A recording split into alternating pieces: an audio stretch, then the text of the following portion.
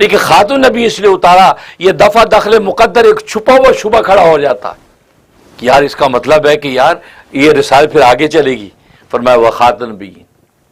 لیکن سوال یہ پیدا ہوا، وہاں تو کہا ولا کہ رسول اللہ کا رسول ہے، تو اگر اس کی نفی کرنی تھی کیونکہ رسالت چلنے کا اندیشہ تھا تو کہتے وہ خاتم المرسلین، خاتم المرسلین کہنا چاہیے تھا، خاتم النبیین کیوں کہہ دیا؟ سوال سمجھ میں آیا؟ خاتم المرسلین کہتے ہیں کیونکہ بات تو رسالت کی ہو رہی ہے نا، ولا کہ رسول اللہ، یہ نہیں کہ ولا کہ نبی اللہ وہ خاتم النبیین یوں ہوتا تو یہ کہتے، لیکن یہاں تو وہ کہا ولا کہ رسول اللہ ہے کہ اللہ کا رسول ہے، لیکن آخری رسول ہے، وہ خاتم المرسلین کہتے یا خاتم الرسل کہتے، لیکن خاتم النبیین کیوں کہا؟ یہ سوال سمجھ میں آ گیا؟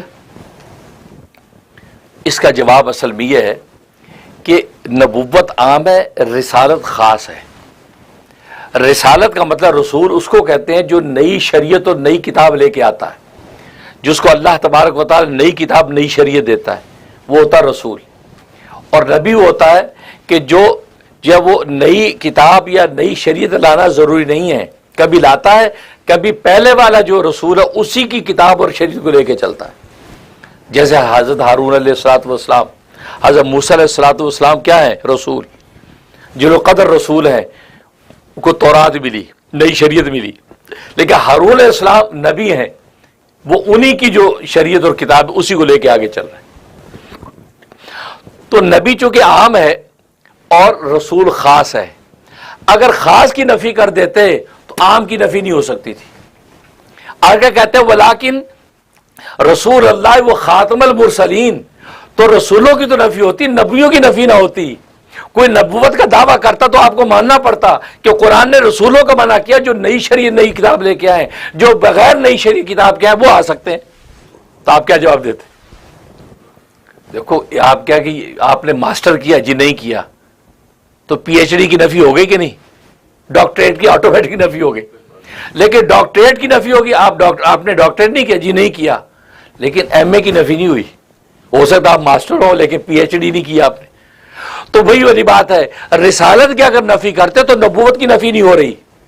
کوئی نبوت کا دعویٰ کل کو کر دیتا تو آپ کیسے قرآن کی نص سے کیسے اس کی تردید کرتے؟ لیکن جب نبوت کی نفی کر دی کہ وہ خاتم النبیین، نبیوں کو ختم کرنے والے، نبیوں پر مہر بن کے آئے ہیں، تو جب یہ کہہ دیا تو رسالت کو تو سوال ہی نہیں ہے، کیونکہ عام کی نفی سے خاص کی نفی آٹومیٹکلی ہو گئی۔ یہ وجہ کہ یہاں خاتم النبیین کہا کہ نبیوں کو ختم کرنے والے۔ اب ہر دور میں ظاہر ہے کہ نبوت رسالت اونچا منصب ہے، نبی کریم صلی اللہ علیہ وسلم نے یہ خبریں دے دیں، کیوں؟ اس لیے کہ آپ خاتم النبیین، پہلے میں نے بتایا آپ بن کے آئے ہیں، یہ اس وجہ سے آپ کو جو درد اور فکر تھی وہ کسی نبی کو ایسا درد فکر نہیں تھی، کیونکہ ہر نبی کو پتا تھا میرے بعد ایک نبی آنے والا خود سنبھال لے گا، لیکن آپ کو پتا ہے میرے بعد کو آنے والے میں تو خاتم النبیین بن کے آیا ہوں۔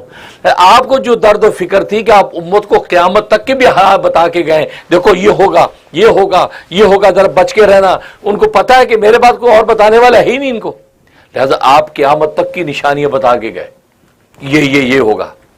اس میں آپ نے یہ بھی بتایا کہ یہ نبوت و جو رسالت ہے کہ جس کے ذریعے سے لوگوں کو گمراہ کرتے ہیں لوگ، تو میرے بعد جھوٹے نبی مدعی نبوت آئیں گے، وہ بھی آ کے جو دجال کذابون ہوں گے وہ بھی آ کے نبوت کے دعوے کر کے تمہیں گمراہ کریں گے۔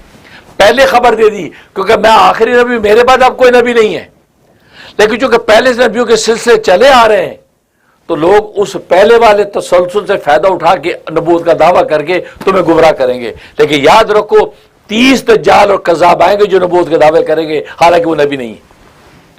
تو نبی کو اس لیے یہ فکر ہے کہ آپ کو پتا ہے کہ میرے بعد کوئی اور نبی آنے والا ہے نہیں، لہذا میں ان سب کو اچھی طرح انفارم کر جاؤں تاکہ قیامت تک کے لیے سیف ہو جائیں، کیونکہ قیامت تک کے لیے اب میری نبوت چلنی ہے۔ تو خاتم النبیین ہونے میں یہ شفقت ہے، ایسی شفقت جو کسی اور نبی کو نصیب نہیں ہوئی، کیونکہ وہ خاتم النبیین نہیں ہے اور نہ کسی نبی نے دعویٰ کیا خاتم النبیین ہونے کا۔ اس لیے نبی کریم صلی اللہ علیہ وسلم کو خاتم النبیین کا، یہ خاتم النبیین کہ نبیوں کا سلسلہ آپ پہ ختم ہو گیا۔